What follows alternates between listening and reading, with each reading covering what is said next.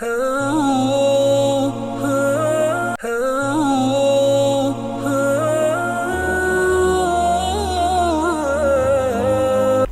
புனித மஸ்ஜித் அக்ஸாவுடைய ஹுத்பாவை நிகழ்த்திருந்தார் ஹதீப் ஹாலித் அபு ஜுமா. ஹுத்பாவின் தலைப்பு கடைசி 10 தினங்களுடைய சிறப்பும் லைலத்துல் கத்ருடைய சிறப்புமாகும். அல்லாஹ்வை புகழ்ந்து நபி ஸல்லல்லாஹு அலைஹி வஸல்லம் ஸலவாத்துல்லாஹி சொல்லி தக்வாவை வலியுறுத்தியதன் பின்பு, அல்லாஹ்வுடைய அடியார்களே, ரமலானுடைய மாதம் முடிவடைவதற்கு நெருங்கி இருக்கிறது. ஒரு சில நாட்கள் தான் எஞ்சியிருக்கிறது. இந்த ரமலான் வேகமாக கடந்து விட்டது. நாங்கள் ரமலானை சரியாக பயன்படுத்தவில்லை. நாட்கள் எல்லாம் கடந்து விட்டது. இபாதத்துக்களுக்காக செலவழித்த நேரங்கள் எல்லாம் போய்விட்டது. இப்போது நாங்கள் செய்த அமல்களை அல்லாஹ் ஏற்றுக்கொள்ள வேண்டும். அல்லாஹ் உங்களுடைய அமல்களை ஏற்றுக்கொள்ள வேண்டும். நான் உங்களை வாழ்த்துகிறேன், துவா செய்கிறேன். அதே போன்று இந்த ரமலானை வீணாக கழித்தவர்களுக்கு நான் என்னுடைய அனுதாபத்தை தெரிவித்துக் கொள்கிறேன். காலம் சென்று விட்டது, வீணாக கழித்து விட்டீர்கள்.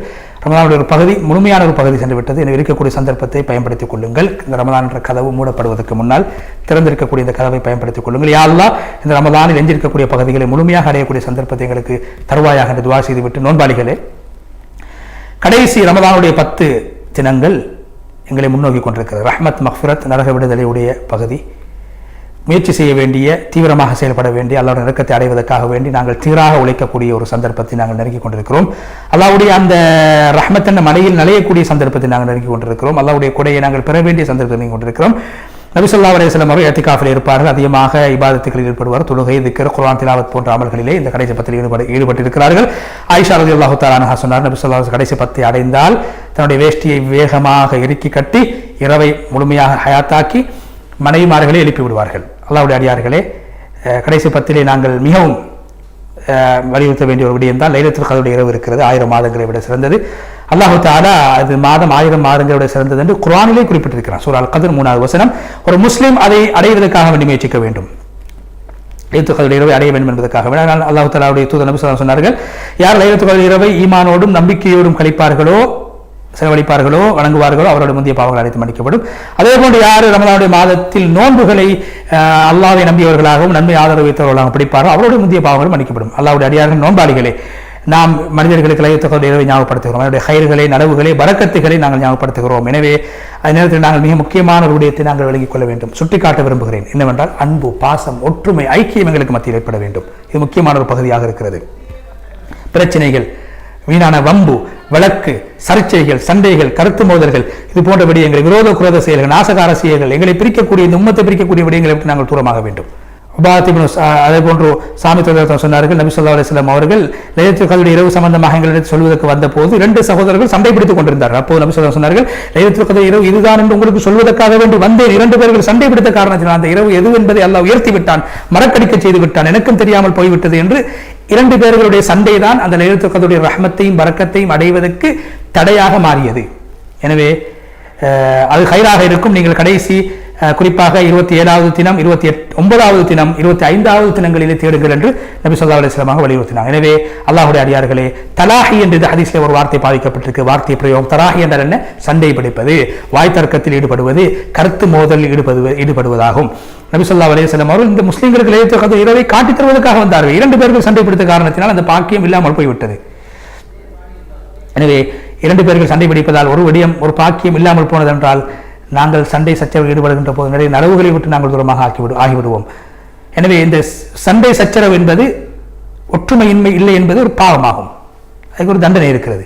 அதான் நல்ல நனவுகளை விட்டு தூரமாக்கப்படும். எனவே நாங்கள் யாரோடு சண்டை பிடித்துக் கொண்டிருக்கிறோமோ, பிரச்சனையோடு இருக்கிறோம், அவரோடு நாங்கள் ஒற்றுமையாகிக் கொள்வோம்.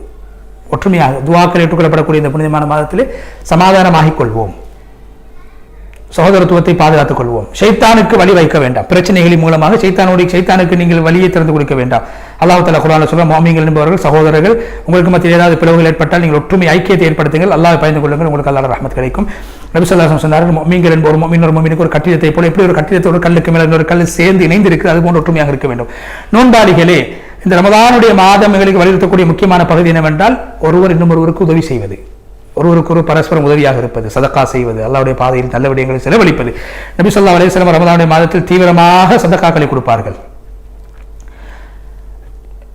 ஜிப்ரீல் அலைஹிஸ்ஸலாத்து வஸலாம் அவர்கள் ஒவ்வொரு இரவும் ரமதானிலே சந்திப்பார்கள், குர்ஆனை ஓதி காட்டுவார்கள். நபி ஸல்லல்லாஹு அலைஹி வஸல்லம் அவர்கள் சூறாவளி காற்று எப்படி வேகமாக அடிக்கும் அதுபோன்று வேகமாக தகுதியானவர்களை தேடிச் சென்று சதகாக்களை தான தர்மங்களை செய்வார். எனவே ரமலானுடைய மாதம் கொடை கொடுக்கக்கூடிய தானம் கொடுக்கக்கூடிய மாதமாக இருக்கிறது. எனவே நலவுடைய கதவுகளை தட்டுங்கள், அல்லாஹ்வுடைய பாதையில் செலவழித்து சதகாக்களை ஜகாத்துகளை வெளியாக்கி கொடுங்கள். வறுமையை பயப்பட வேண்டாம், செலவழிப்பதன் மூலமாக வறுமை ஏற்பட மாட்டாது, அபிவிருத்தி தான் ஏற்படும். நபி ஸல்லல்லாஹு அலைஹி வஸல்லம் அவர்கள் சத்தியம் செய்து சொன்னார்கள், சதகா கொடுப்பதன் மூலமாக உங்களுடைய பொருளாதாரத்தில் வீழ்ச்சி ஏற்பட மாட்டாது, அதிகரிப்பு ஏற்படும். அல்லாஹ்வுடைய அடியார்களே, ஒரு சில நாட்கள் தான், மணித்தியாலங்கள் தான் எஞ்சிருக்கிறது, அது சென்றுவிடும். நல்ல விடயங்களில் நீங்கள் செலவழியுங்கள், நல்ல விடயங்களின் பக்கம் தீவிரமாக செல்லுங்கள். தொழுகை அதிகமாக தொழுங்கள், செலவாத்து சொல்லுங்கள், திக்ரு செய்யுங்கள், துஆ செய்யுங்கள். அல்லாஹ் குர்ஆனில் சொல்கிறான், ரமலானுடைய மாதத்தை பற்றி பேசுகின்ற போது சொல்கிறான், என்னுடைய அடியார்கள் என்னிடத்தில் உங்களை பற்றி கேட்டால் நான் அடியார்களுக்கு மிக நெருக்கமாக இருக்கிறேன், துஆ செய்தால் துஆக்களை ஏற்றுக்கொள்ளும், என்னுடைய மார்க்கத்துக்கு கட்டுப்பட சொல்லுங்கள், என்னுடைய கட்டளைகளுக்கு வழிபட சொல்லுங்கள், அவருடைய துஆக்கள் அனைத்தையும் நான் ஏற்றுக்கொள்வேன், அவர்களுக்கு நேரான பாதை கிடைக்கும்.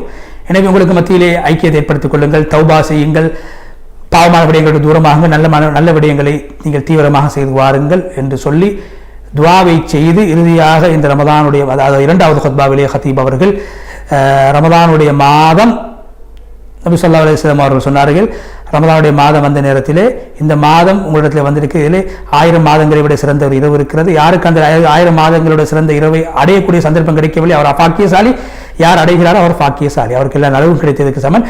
யார் பாவங்களை விட்டு தௌபா செய்வார்களோ அவர்களுக்கு பாவமற்றவர்களாக அல்லாஹ் அவர்களை ஆக்கி விடுவான். அல்லாஹ்விடத்தில் துஆ செய்யுங்கள், அல்லாஹ் உங்களுடைய துஆக்களை ஏற்றுக்கொள்வான் என்று சொல்லி நீண்டதொரு துஆவை செய்து ஹத்தீப் ஹாலித் அபு ஜுமா ஹஃபிதஹுல்லாஹ் அவர்கள் புனித மஸ்ஜித் அக்ஸாவுடைய ஹுத்பா விட்டு விடைபெற்று சென்ற அந்த அடிப்படையில் கண்ணியமானவர்களே, இன்றைய ஹுத்பாக்கள் 3மே ஒரே தலைப்பை கொண்டதாக இருந்தது. ஓரளவு ரமலானுடைய கடைசி பத்தை நாங்கள் நல்ல வழியிலே செலவழித்துக் கொள்ள வேண்டும். 3இல் 2 பகுதியை கடந்து விட்டோம், கடைசி பகுதியில் இருக்கிறோம். அடுத்த ரமலானை அடைவோமா இல்லை அல்லாஹு ஆலம். கடைசி 10இல் கடைசி கட்டத்தை அடையக்கூடிய சந்தர்ப்பம் கிடைக்குமா இல்லை அல்லாஹு ஆலம். அல்லாஹ்வுடைய மௌத்தை எப்போது எங்கு வைத்திருக்கிறான் அது அல்லாஹ்வுக்கு தான் தெரியும்.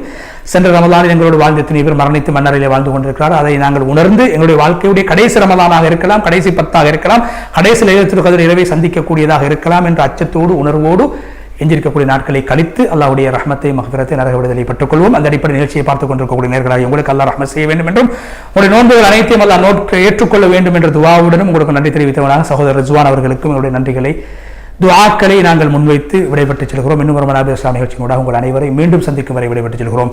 வ ஆகிரு தஅவானா அல்ஹம்துலில்லாஹி ரப்பில் ஆலமீன். வஸ்ஸலாமு அலைக்கும் வரஹ்மத்துல்லாஹி வபரகாத்துஹு.